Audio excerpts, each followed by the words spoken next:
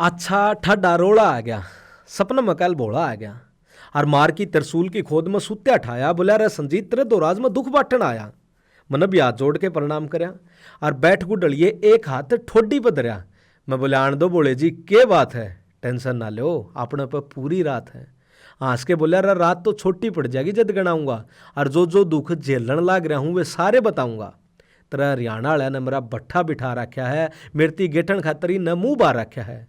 इन कलाकारों ने मेरी मूली ही पाड़ दी, मेरे सिर तक लिकड़ी गंगा जमा साड़ दी। रम ने तो दुनिया बचाने खातर जहर पिया था और सारे राक्षस मारन खातर तांडव किया था। जहर ने कोई नहीं जानता बटे भांग घोटे हैं, पी के मुंह तो मेरे रूप में धरती में लोटे हैं। अरे तो उस दिन होगी जब एक बोलिया बकरी बरगा मुंह खोलिया का नीलकंठ पर चढ़ के बाल्टी भांग पी गया भोला और घरा आकी मचा लिया पार्वती गैल रोड़ा। जिस पार्वती ने तपस्या करके मैं पाया, मेरी सेवा में पूरा जीवन लाया, बेटे उसने भी हर गाने में रुसावा है। हर पार्वती ने भांग घोट दी दिखावा है। कदे पियर बजा दे हैं, कदे ठाकी डंडा मेरे गैल ला दे हैं। इतना कह के भोला की आंखें में पानी आ गया। जो भोला की बातों पर ब्रेक ला गया, मैं उठ की पानी ले आया, एक गिलास भोला ही पियाया। कई इन कलाकारों ने मेरा नाश कर दिया, कह के भोला ने गिलास नीचे धर दिया। और सुन ले कई डीजे पर कई सांप की धुन पर नचावा है, कई मन हुक्का बीड़ी तो कई सुल्फा प्यावा है। और जो 2-2 हज़ार की पार्वती लेके हरिद्वार जावा है, ये राक्षस हरे सारे जो खुद न भगत बतावा है। 30 रुपया के नकली बाल लाके, नकली त्रिशूल ठाके, मुंह पर गोबर लपेट के, होठ खून में थपेट के रस सारे नंगा नाचे हैं। और मेरे नाम तो छोरिया के आगे माचे हैं। और सुन तेरा हरियाणा मतलब 100-150 इबका भी जा रहे हैं जो हरिद्वार में भोला पार्वती बनन आ रहे हैं। और दुख तो इस बात का है जो स्टेज पर नंगा नाच दिखावा है, ये सारे स्वाद का चक्कर में उन पार्वती बनावा है। जना खड़ा मेरा रूप धर ले है, मैं हैरान हूं यार हर कोई रोल कर ले है। और जो ये भगत कुआ के कावड़ ठावा है, गल्ला भांग सुल्पा कट्ठी करके लावा है, इससे काम नहीं चलता। एक और बीमारी फैला रहे हैं कि राम मखान का मिलेगा, कई जहाँ तक कावड़ ठा रहे हैं और कई पिंडी भी बिचवा रहे हैं। ये सारे मेरे नाम का फूस ठारे हैं। जी कर ही न भस्म कर दूं, तार के नाड़ धरती में धर दूं, पर योगा डण जोगा मने दुख खा जाए, इनके बुढ़े माँ बापा का ख्याल आ जाए। ठीक है यार गोबर खावा है खाण दो, मेरा कल नाम का कलंक लाण दो, पर थाम्बीन की बातें का मजे लो हो, गलत कामा के पीछे दो हो। चल यार तने और के बताऊं, शर्म आओ जो सारी बात सुनाऊं। मन हाथ जोड़ के गया कि भोलेनाथ जी आपने बहुत दुख सया, पर इसका समाधान बताओ। इन कलाकारों पर रोक लगाओ, इनकी बदौलत कामची वर्गा छोरा भी हैंडी पा क्या है, आप नहीं न सारा हरियाणा बदनाम कर रखा है। लोग भी सारे स्वाद ले हैं, नाचनिया न पीछे दे हैं, आप ही अब कुछ कर सको हो, इनकी सोड़ सी भर सको हो। बोला बोला लागे मैंने उल्टा आना पड़ेगा, जिससे हर बालक फिर इनका गला लड़ेगा। लाता के भूत बात तना मानदे थाम भी या बात अपना लो, और जो जो हरियाणा न बदनाम कर रहे हैं उनका खातर लट्ठा लो। अच्छा अब चालू हूँ, घना टेम हो गया, गणेश मेरे बिना भूखा सो गया। पार्वती जी नकली पार्वतियाँ न देख के ठीक ना है, और बालक के सोचेंगे आखिर वह भी तो एक माँ है। मेरी आँखें के आगे तो एकदम खो गया, अगले पल में भोला अंतर ध्यान हो गया। ये सारी बात कागज पर छान के सो गया, और फिर मैं भी चादर तान के सो गया। तो यह एक कविता थी भोला का दुख। किसी लगी था हमने मना ज़रूर बताइए कमेंट करके।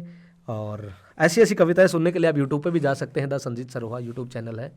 राम राम।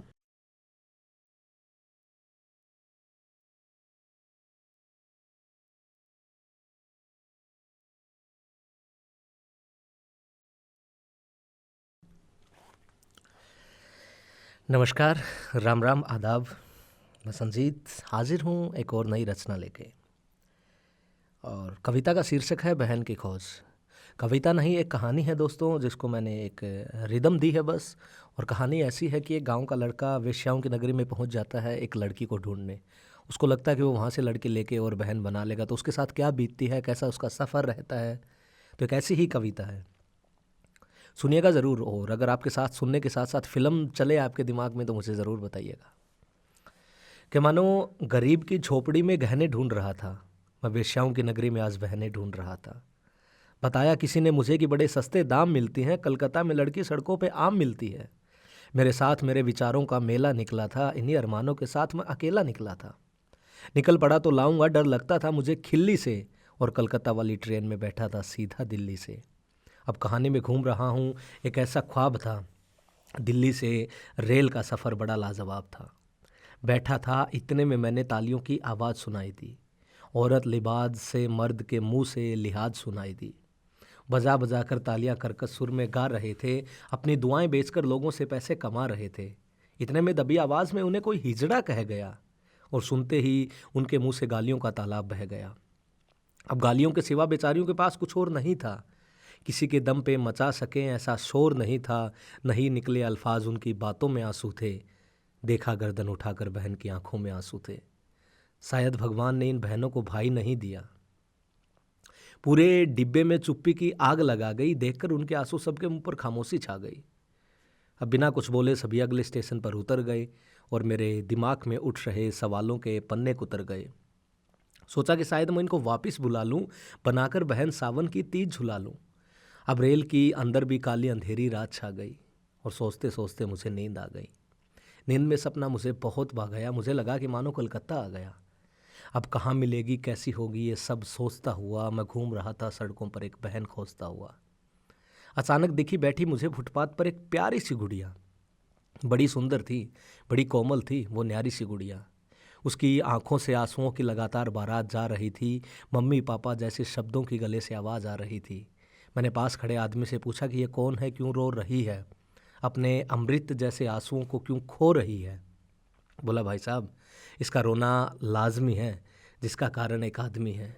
वो आदमी कोई और नहीं, इसका खुद का पापा है, जिसने पैसे की कीमत को अंदर तक नापा है।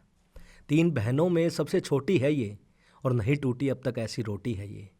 क्योंकि भाई साहब अभी इसकी उम्र 8 साल है, कम पैसे में खरीदी है, ये कच्चा माल है। मैं ऐसा सुनते ही अंदर तक कांप गया, उस आदमी की नज़रों को पल में भांप गया। मैं बोला कि क्यों जिगर के टुकड़े को दूर कर दिया, क्या आफत थी अपना खून बेचने को मजबूर कर दिया। अरे छोड़, तू बोल तुझे ये कितने में चाहिए, दे दूंगा, बता जितने में चाहिए, लेकिन टाइम लगेगा, पर मस्त गोरी बनेगी, खूब मज़े देगी साहब, सुंदर छोरी बनेगी। मैं बोला भाई साहब, बाप ने कहा है कि ऐसी ढूंढ के लाइए, मुझे सुंदर नहीं बस एक बहन चाहिए। मैंने अभी जेब में हाथ डाला ही था, नोटों से भरा बटुआ निकाला ही था, इतने में पकड़ के किसी ने मेरी बाजू हिला दी, मेरे चारों ओर खड़े लोगों की भीड़ दिखा दी। कभी इधर तो कभी उधर डोल रहा था। लोग कह रहे थे कि मैं नींद में बोल रहा था। आज वो मेरी ख्वाहिश खिलते खिलते बची थी और एक बहन मुझे मिलते मिलते बची थी। फिर मैंने पीठ पर रख के बैग, पानी की बोतल से आखिरी घूंट पिया। 10 मिनट बाद मैं कलकत्ता स्टेशन पर उतर लिया। भरी दोपहर में मेरा बदन बलता रहा। मैं कलकत्ता की सड़कों पर पैदल चलता रहा। लोगों का शोर था, आवाज़ थी, पर वाहनों से मंद थी। पान की पिचकारी थी, मांस की दुर्गंध थी। लड़की तो बहुत थी, पर साहब बिकी हुई थी, अपने ऊपर किसी और का नाम लिखी हुई थी। क्योंकि हर कोई अपने साथ किसी को लेकर चल रही थी, अपने कंधे दूसरों के कंधों में देकर चल रही थी। कोई उंगली पकड़े हुई थी तो कोई नीचे बैठी थी, कोई गाड़ी में तो कोई बाइक के पीछे बैठी थी। इतने में किसी को भाईजी बोल के मैं थोड़ा सा शर्माया। एक मोटे पेट वाले ने सर मेरी तरफ घुमाया, गाली दे गया या अच्छाई को तोल गया, पता नहीं साहब बंगला भाषा में क्या बोल गया। अगर हिंदी आती है तो बात कीजिए, वरना मुझे जाने की इजाज़त दीजिए। अरे काम क्या है, बोलना। वो तो गुस्सा हो गया और जो मैं सोच रहा था उन सभी अरमानों को धो गया। बाबूजी, यहाँ ना लड़कियाँ मिलती है, मुझे किसी ने बताया था, और मैं ख़रीदने एक लड़की बड़ी दूर से आया था। 1 मिनट तक वो मेरे मुंह की तरफ झांकता रहा, ऊपर से नीचे तक एक टक ताकता रहा। अच्छा, तुझे लड़की चाहिए, अच्छी खासी कड़की चाहिए, मिल जाएगी, पर समय लगेगा, आ जाना मेरे पास जब ये सूरज ढलेगा।